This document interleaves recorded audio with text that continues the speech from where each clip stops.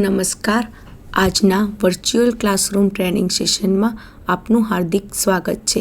આજે આપણે આઈટીઆઈમાં ચાલતા ટ્રેડ ડ્રાફ્ટ્સમેન સિવિલના લેસન સ્લમ્પ ટેસ્ટ વિશે માહિતગાર બનીશું. સ્લમ્પ ટેસ્ટ વર્કેબિલિટી માપવા માટે આપણે સ્લમ્પ ટેસ્ટ કરવામાં આવે છે. વર્કેબિલિટીનું માપન આ 5 ટેસ્ટથી કરી શકાય છે: slump test, compact factor test, flow test, Kelly ball test અને વીબી ટેસ્ટ. આજે આપણે સ્લમ્પ ટેસ્ટ વિશે શીખીશું. Slump test. Concrete slump test concrete set થાય તે પહેલાં તાજા કોન્ક્રીટની સુસંગતતા માપે છે. એટલે કે કોન્ક્રીટનો સ્લમ્પ ટેસ્ટ આપણે કોન્ક્રીટની જ્યારે તાજો કોન્ક્રીટ હોય છે ત્યારે એની સુસંગતતા માપવા માટે કરવામાં આવે છે. તે તાજા બનાવેલા કોન્ક્રીટની કાર્યક્ષમતા તપાસવા માટે પણ કરવામાં આવે છે. તેનો ઉપયોગ અયોગ્ય રીતે મિશ્રિત બેચના સૂચક તરીકે પણ થઈ શકે છે. ઉપયોગમાં લેવાતા ઉપકરણની સરળતા અને સરળ પ્રક્રિયાના કારણે ટેસ્ટ લોકપ્રિય છે. એટલે કે સ્લમ્પ ટેસ્ટમાં વપરાતા ઉપકરણો સરળ હોય છે અને તેની પ્રક્રિયા પણ સરળ હોય છે. એના કારણે આ ટેસ્ટ લોકપ્રિય બન્યો છે. સ્લમ્પ ટેસ્ટનો ઉપયોગ ક્ષેત્રની પરિસ્થિતિઓમાં કોન્ક્રીટના વિવિધ લોડ માટે એકરૂપતાને સુનિશ્ચિત કરવા માટે થાય છે. Concrete slump test.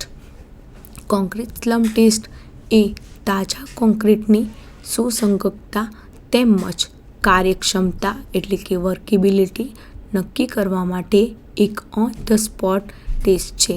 એટલે કે જ્યાં બાંધકામ ચાલતું હોય ત્યાં જ એ જ જગ્યાએ સ્લમ્પ ટેસ્ટ કરી શકાય છે. બાંધકામ પ્રોજેક્ટમાં તાત્કાલિક કોન્ક્રીટ ગુણવત્તાની ખાતરી કરવા માટે આ પરીક્ષણ મહત્વપૂર્ણ ભૂમિકા ભજવે છે. એટલે કે જ્યાં બાંધકામ ચાલતું હોય છે ત્યાં આપણે તાત્કાલિક કોન્ક્રીટની ગુણવત્તાની ખાતરી કરવા માટે આ ટેસ્ટ કરીએ છીએ. તેનો ઉપયોગ લગભગ દરેક બાંધકામ સાઇટમાં થાય છે. એટલે કે કોન્ક્રીટ સ્લમ્પ ટેસ્ટ દરેક બાંધકામ કરીએ છીએ એ બધી જ સાઇટો પર કરવામાં આવે છે. સ્લમ્પ ટેસ્ટ ખૂબ જ સરળ હોય છે અને હેન્ડલ કરવામાં પણ સરળ હોય છે. તે તુલનાત્મક રીતે ઓછા સાધનોની માંગ કરે છે અને તે ટૂંકા ગાળામાં કરી શકાય છે. સ્લમ્પ ટેસ્ટ બહુ ઓછા સાધનોમાં કરી શકાય છે અને તે બહુ જ ઓછા સમયમાં પણ થઈ જાય છે. સ્લમ્પ ટેસ્ટના ફાયદાઓએ તેને સમગ્ર વિશ્વમાં ખૂબ જ લોકપ્રિય બનાવ્યું છે. સ્લમ્પ ટેસ્ટમાં કોન્ક્રીટની કાર્યક્ષમતા સીધી રીતે માપવામાં આવતી નથી. એટલે કે એની એક પ્રોસિજર છે. એ પ્રોસિજરને ફોલો કરીને આપણે સ્લમ્પ ટેસ્ટ કરી શકીએ છીએ. કોન્ક્રીટ સ્લમ્પ ટેસ્ટનું ઇન્ટરનેશનલ સ્ટાન્ડર્ડ આપણે સમજીશું. એટલે વિવિધ આંતરરાષ્ટ્રીય કોડમાં કોન્ક્રીટ સ્લમ્પ ટેસ્ટ માટે ચોક્કસ પરીક્ષણ ધોરણો છે. આ ધોરણો સ્લમ્પ ટેસ્ટ દ્વારા તાજા કોન્ક્રીટની સુસંગતતા નક્કી કરવા માટેની પદ્ધતિઓ સાધનોનો ઉલ્લેખ કરે છે. સ્વીકૃતિ અને વિશ્વસનીયતા માટે કોન્ક્રીટ માટે સ્લમ્પ મૂલ્ય પરીક્ષણ દરમિયાન આ ધોરણોનું કડક પાલન જાળવવું આવશ્યક છે. કોન્ક્રીટ સ્લમ્પ ટેસ્ટ માટેના ધોરણો અનુસરે છે: યુરોપિયન સ્ટાન્ડર્ડ ENV 206/1992 અનુસાર કાર્યક્ષમતાને S1, S2, S3 અને S4 ની 4 શ્રેણીઓમાં વર્ગીકૃત કરવામાં આવી છે.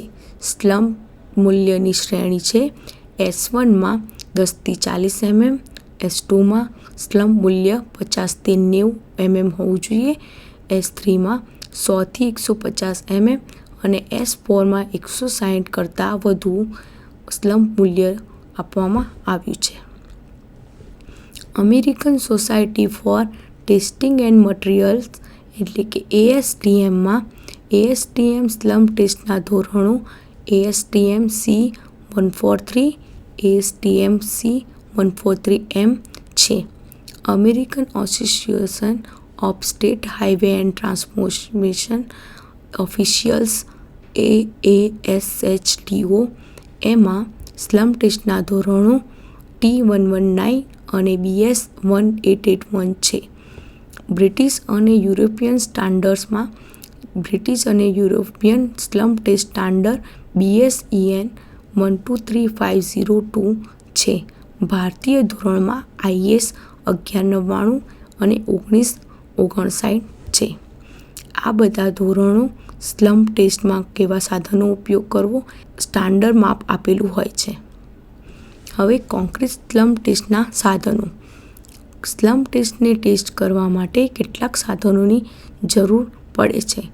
આ ટેસ્ટ કિટ સેટ બજારમાં સરળતાથી મળી શકે છે. પરીક્ષણ સાધનોએ ઉપર જણાવેલ ધોરણોનું પાલન કરવું આવશ્યક છે.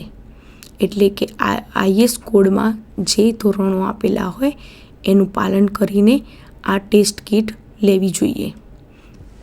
પહેલું છે એમ સાધનોમાં આ જે છે એ સ્લમ ટેસ્ટમાં વપરાતા સાધનો છે. પહેલો છે મોલ્ડ, એટલે કે આ વચ્ચે જે શંકુ આકારનો દેખાય છે એને મોલ્ડ કહેવાય છે. મોલ્ડનો આકાર છે શંકુનું ફ્રસ્ટ્રમ. એટલે આ શંકુને સ્લમ્પ કોન અથવા અબ્રામ્સ કોન તરીકે ઓળખવામાં આવે છે. સ્લમ્પ કોન સ્ટીલ, પ્લાસ્ટિક વગેરેનો બનેલો હોય છે. આકૃતિમાં સ્ટીલનો સ્લમ્પ કોન દેખાડવામાં આવ્યો છે. તેની ઊંચાઈ એટલે કે આટલેથી આટલાનું માપ 12 ઇંચ અથવા 3 સેન્ટીમીટર હોય છે. બેઝનો ઓપનિંગ વ્યાસ એટલે કે નીચેવાળો બેઝ જે છે એનો વ્યાસ 8 ઇંચ એટલે કે 20 સેન્ટીમીટર જેટલો હોય છે. અને ટોચનું ઓપનિંગ એટલે આ જે છે એનું ઓપનિંગ 4 ઇંચ અથવા 10 સેન્ટીમીટર જેટલું હોય છે. એના પછી છે બેઝ પ્લેટ, એટલે કે આ નીચે જે પ્લેટ છે બેઝમાં એ plate. Base plate aluminium, polymer, steel વગેરેની બનેલી હોય છે. તે હોલ્ડિંગ એટેચમેન્ટથી સજ્જ હોય છે.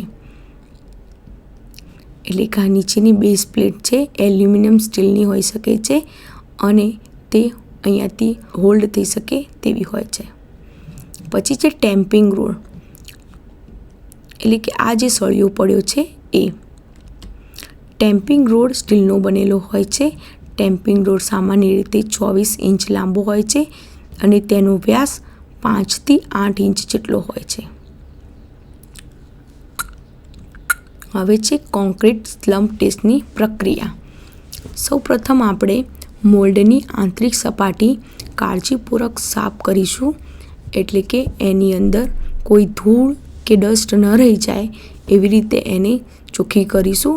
પછી સપાટી પર તેલ લગાવી શકાય છે, એટલે કે તેલ કે ગ્રીસ લગાવીશું. પછી છે પગલું 2. ત્યારબાદ મોલ્ડને બેઝ પ્લેટ પર મૂકવામાં આવશે. એટલે કે જે આ મોલ્ડ છે તેને સાફ કરીને એમાં ગ્રીસ લગાવીને તેને આ બેઝ પ્લેટ છે એની પર મૂકીશું. બેઝ પ્લેટ સ્વચ્છ, સરળ, આડી અને બિનછિદ્રાળુ હોવી જોઈએ. એટલે કે જે નીચેની બેઝ પ્લેટ છે તે ચોખ્ખી હોવી જોઈએ અને એકદમ સ્ટ્રેટ આડી હોવી જોઈએ અને ત્યાંમાં છિદ્રો હોવા જોઈએ નહીં.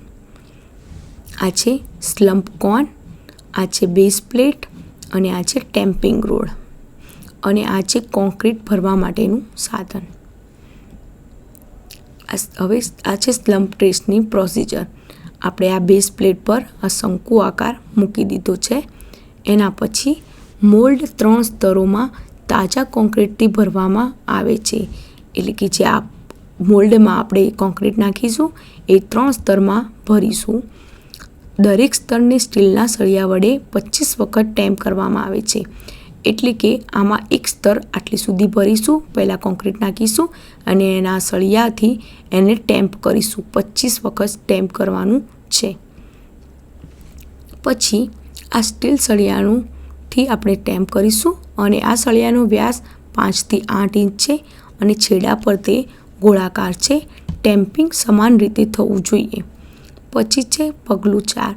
મોલ્ડ ભર્યા પછી વધારાનું કોન્ક્રીટ દૂર કરી દઈશું અને સપાટીને સમતળ કરી દઈશું. જ્યારે મોલ્ડ તાજા કોન્ક્રીટથી ભરેલો હોય છે ત્યારે મોલ્ડનો આધાર હેન્ડલ્સ દ્વારા નિશ્ચિતપણે પકડવામાં આવે છે. એટલે કે જ્યારે આને 3 સ્તરમાં એક સ્તર ભરીને 25 વખત ટેમ્પ કરીશું, બીજું સ્તર નાખીને ફરી 25 વખત ટેમ્પ કરીશું અને ફરી ત્રીજું સ્તર નાખીને ફરી એને 25 વખત સ્ટમ્પ કરીને પછી અહીંયા સુધી જ્યારે કોન્ક્રીટ ભરાઈ જાય ત્યારે આ સપાટીને સમતળ કરી દઈશું.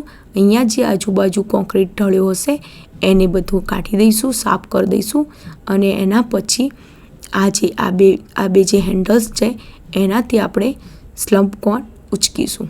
એ સ્લમ્પ કોન જ્યારે ઉચકીશું ત્યારે અહીંયા શંકુ આકારનો સ્લમ્પ કોન બનશે. કોન્ક્રીટનો એક શંકુ આકારનો કોન બનશે. હવે કોન્ક્રીટ સ્લમ્પના પ્રકાર જુઓ કે રોડ બાંધકામ માટે કોન્ક્રીટ સ્લમ્પ કેટલો હોવો જોઈએ? તો 20થી 40 mm હોવો જોઈએ. પેરાપેટ, સ્લેબ, દિવાલો અને થાંભલાઓ માટે કોન્ક્રીટ સ્લમ્પ 40થી 50 mm હોવો જોઈએ. માસ કોન્ક્રીટ જ્યાં કામ કરવાનું હોય ત્યાં 25થી 50 mm નો હોવો જોઈએ. આરસીસી કામ માટે 80થી 150 mm હોવું જોઈએ. કમાનના કામ માટે કોન્ક્રીટ સ્લમ્પ 90થી 100 સેન્ટીમીટરનો હોવો જોઈએ. હવે સ્લમ્પ ટેસ્ટનો ફાયદો શું છે કે તે સમાન મિશ્રણના કોન્સર્ટના અનુગામી બેચના પાણીની સામગ્રીમાં સરળતાથી તફાવત શોધવાની સુવિધા આપે છે. એટલે કે સ્લમ્પ ટેસ્ટ કરવાથી આપણને ખબર પડે છે કે અલગ અલગ પ્રકારના બાંધકામમાં કેટલું પાણી આમાં વાપરવું જોઈએ અને તેનું જે તફાવત છે એને આપણને શોધવાની સુવિધા આપે છે. આમાં જે ઉપકરણો વપરાય છે એ પોર્ટેબલ હોય છે અને સાઇટ પર વાપરવા માટે અનુકૂળ હોય છે. હવે સ્લમ્પ ટેસ્ટની મર્યાદાઓ શું છે? તો કે સ્લમ્પ ટેસ્ટ મધ્યમથી નીચી કાર્યક્ષમતાના સ્લમ્પ મૂલ્ય માટે યોગ્ય છે. એટલે કે 5થી 260 mmની રેન્જમાં સ્લમ્પ મૂલ્ય મળે છે. સ્લમ્પ મૂલ્ય માટે યોગ્ય છે. શૂન્ય સ્લમ્પ મૂલ્ય જો મળે એટલે કે શૂન્ય સ્લમ્પ મૂલ્યવાળા સખત મિશ્રણમાં કાર્યક્ષમતામાં તફાવત નક્કી કરવામાં પરીક્ષણ નિષ્ફળ જાય છે. એટલે કે જ્યારે શૂન્ય સ્લમ્પ મળે છે આપણને ત્યારે જે એ મિશ્રણ સખત કહેવાય છે અને તેમાં કેટલી વર્કેબિલિટી છે એનો તફાવત આપણે કરી શકતા નથી આ પરીક્ષણથી. અથવા ભીના મિશ્રણો જ્યારે મળે છે ત્યારે સ્લમ્પનું મૂલ્ય તો બનતું જ નથી. એટલે કે આખો સ્લમ્પ જે કોન છે એ બનતો નથી ને બધું જ મિશ્રણ ઢળી જાય છે. પછી તે 38 mm એટલે કે 105 ઇંચ કરતાં ઓછા એગ્રીગેટથી બનેલા કોન્ક્રીટ સુધી જ મર્યાદિત છે. એટલે કે જે કોન્ક્રીટ 38 mm એગ્રીગેટ કરતાં ઓછા એગ્રીગેટથી બન્યું હોય તો જ સ્લમ્પ ટેસ્ટ થઈ શકે છે. હવે કોન્ક્રીટ સ્લમ્પ ટેસ્ટ દરમિયાન જરૂરી સાવચેતીઓ આપણે શું રાખવી જોઈએ તે નીચે મુજબ છે કે જે મોલ્ડ છે તેને ઉપાડતા પહેલાં શંકુના પાયાની આસપાસનો વિસ્તાર સાફ કરવો જોઈએ. મેં કહ્યું એ પ્રમાણે કે જ્યારે સ્લમ્પનો શંકુ દર્શાવવામાં આવે છે ત્યારે જ્યારે ઉચકીએ ત્યારે આસપાસનો વિસ્તાર ચોખ્ખો કરી દેવામાં આવે છે પહેલેથી. પછી મોલ્ડ અને બેઝ પ્લેટ બિનછિદ્રાળુ હોવી જોઈએ. આ પરીક્ષણ કંપન અથવા આંચકા વિનાની જગ્યાએ થવું જોઈએ. કોન્ક્રીટનો નમૂનો ખૂબ જ તાજો હોવો જોઈએ. એમાં જો વિલંબ કરીએ આપણે તો કોન્ક્રીટ સેટ થઈ જાય છે અને મિશ્રણ કર્યા પછી જ પરીક્ષણ કરવું જોઈએ. એટલે કે કોન્ક્રીટ તાજું બનાવીને તરત જ પરીક્ષણ કરી દેવું જોઈએ. સ્લમ્પ ટેસ્ટમાં વર્કેબિલિટીનું માપન એટલે કે જે સ્લમ્પ ટેસ્ટ છે એમાં કાર્યક્ષમતા કેટલી છે કોન્ક્રીટની એનું માપન કેવી રીતે કરવું જોઈએ કે જો શિયર સ્લમ્પ અથવા કોલેપ્સ સ્લમ્પ થાય તો પરીક્ષણનું પુનરાવર્તન કરવું જોઈએ. એટલે કે આ સ્લમ્પની પેટર્ન છે. જ્યારે ટ્રુ સ્લમ્પ બને તો માપન કરવું જોઈએ. પણ જો આવો શિયર સ્લમ્પ થઈ જાય એટલે કે અહીંથી ધસી જાય અથવા આવું પાણી વધારે હોય ત્યારે આવો કોલેપ્સ સ્લમ્પ થાય તો જે સ્લમ્પ ટેસ્ટ જે કોન્ક્રીટ છે એનું ફરીથી માપન પુનરાવર્તન કરીને એનું ફરી પરીક્ષણ કરવું જોઈએ. જો ખૂબ જ ઓછી વર્કેબિલિટી હોય તો સ્લમ્પનું મૂલ્ય 0.0 થી 25 mm અથવા 0 થી 1 ઇંચ મળે છે. આપણને ઓછી વર્કેબિલિટી હોય તો સ્લમ્પ મૂલ્ય 25 થી 50 mm મળે છે અથવા 1 થી 2 ઇંચ મળે છે. મધ્યમ વર્કેબિલિટી હોય તો સ્લમ્પનું મૂલ્ય 50 થી 100 mm અથવા 2 થી 4 ઇંચ મળે છે. અને ઉચ્ચ વર્કેબિલિટી હોય તો સ્લમ્પનું મૂલ્ય 100 થી 175 mm અથવા 4 થી 7 ઇંચ મળે છે. સ્લમ્પનું મૂલ્ય આપણે આ સ્લમ્પનો કોન છે અને સ્લમ્પ કોન ઉઠાયા પછી આ કોન્ક્રીટનો જે શંકુ બને છે એ દર્શાયો છે. અહીંયા એક આડી પાટિયું કે કોઈ માપ જે સીધું હોય એ મૂકીને લેવલ કરવામાં આવે છે અને અહીંયા એક ફૂટપટ્ટી રૂલર માપવામાં આવે છે. હવે અહીંયાથી જે આ જે સ્લમ્પ છે એનાથી જે કોન્ક્રીટનો સ્લમ્પ છે અહીંયા કેટલું માપ આવે છે એને સ્લમ્પ મૂલ્ય કહે છે. હવે સાચા સ્લમ્પ એટલે કે ટ્રુ સ્લમ્પમાં કોન્ક્રીટ ખાલી શમી જાય છે, વધુ કે ઓછા આકારમાં રાખે છે, એટલે આ છે ટ્રુ સ્લમ્પ. આ જે ડોટેડ લાઇનમાં બતાવે છે એ સ્ટીલનો કે એલ્યુમિનિયમનો કોન છે અને આ કોન્ક્રીટથી બનેલો સ્લમ્પ છે. જ્યારે ટ્રુ સ્લમ્પ મળે છે ત્યારે કોન્ક્રીટ ખાલી શમી જાય છે, એટલે થોડું કોન બેસી જાય છે. શિયર સ્લમ્પમાં કોન્ક્રીટ શિયર્સનો ઉપરનો ભાગ બંધ થઈ જાય છે અને બાજુમાં સરકી જાય છે. એટલે આ જે શિયર સ્લમ્પ આ ઉપરનો ભાગ છે એ સાવ નષ્ટ થઈ જાય છે અને આ બધું જ કોન્ક્રીટ અહીંયા ધસી જાય છે. પછી જે કોલેપ્સ સ્લમ્પમાં કોન્ક્રીટ સંપૂર્ણપણે તૂટી જાય છે. અહીંયા દર્શાવી રીતે જ્યારે આ શંકુ ઉચકીએ ત્યારે આ કોન્ક્રીટનો સ્લમ્પ એકદમ ધસી જાય છે, કોન્ક્રીટ સંપૂર્ણપણે તૂટી જાય છે. પછી પરિણામો શું મળે છે કે કોઈ જ સ્લમ્પ નથી મળતું. ત્યારે કોઈ સ્લમ્પ નથી તો સ્લમ્પની કિંમત 0 થી 0 ઇંચ હોય છે, એટલે કે 0 મળે છે. ખૂબ જ ઓછી એટલે કે સ્લમ્પનું મૂલ્ય 5 થી 10 mm મળે છે અથવા 0.25 થી 0.5 ઇંચ મળે છે. નીચું સ્લમ્પ મૂલ્ય મળે એટલે કે 15 થી 30 mm અથવા 0.15 થી 1.25 ઇંચ. મધ્યમ વર્કેબિલિટી માટે સ્લમ્પ મૂલ્ય હોય છે 35 થી 75 mm અથવા 1.5 થી 3 ઇંચ. ઉચ્ચ માટે સ્લમ્પ મૂલ્ય 80 થી 155 mm અથવા 3.25 થી 6 ઇંચ. ખૂબ જ ઊંચું સ્લમ્પ મૂલ્ય મળે છે 180 mm અથવા 6.25 ઇંચથી પતન એટલે કે કોલેપ્સ થઈ જાય ત્યાં સુધી. હવે કાર્યક્ષમતા એટલે કે વર્કેબિલિટીનું વર્ગીકરણના વિવિધ પ્રકારો હોવા છતાં મુખ્ય નિયમ એ છે કે નીચી સ્લમ્પ મૂલ્ય ઓછી કાર્યક્ષમતા દર્શાવે છે અને ઊંચું સ્લમ્પ મૂલ્ય ઉચ્ચ કાર્યક્ષમતા દર્શાવે છે. આટલા બધા પ્રકારો હોવા છતાં મુખ્ય નિયમ તો એવો છે કે નીચું સ્લમ્પ મૂલ્ય મળે એ ઓછી વર્કેબિલિટી દર્શાવે છે અને ઊંચું સ્લમ્પ મૂલ્ય મળે એ વધારે વર્કેબિલિટી દર્શાવે છે. હવે એક પ્રશ્ન છે કે કોન્ક્રીટ સ્લમ્પ ટેસ્ટ એ શું માપે છે? કે સુસંગતતા માપે છે, સંકુચિત શક્તિ માપે છે, તાણ શક્તિ માપે છે કે અસર મૂલ્ય માપે છે? તો કોન્ક્રીટ સ્લમ્પ ટેસ્ટ એ કોન્ક્રીટની સુસંગતતા માપે છે. આજે આપણે કોન્ક્રીટના સ્લમ્પ ટેસ્ટ વિશે શીખ્યા. મારો આભાર.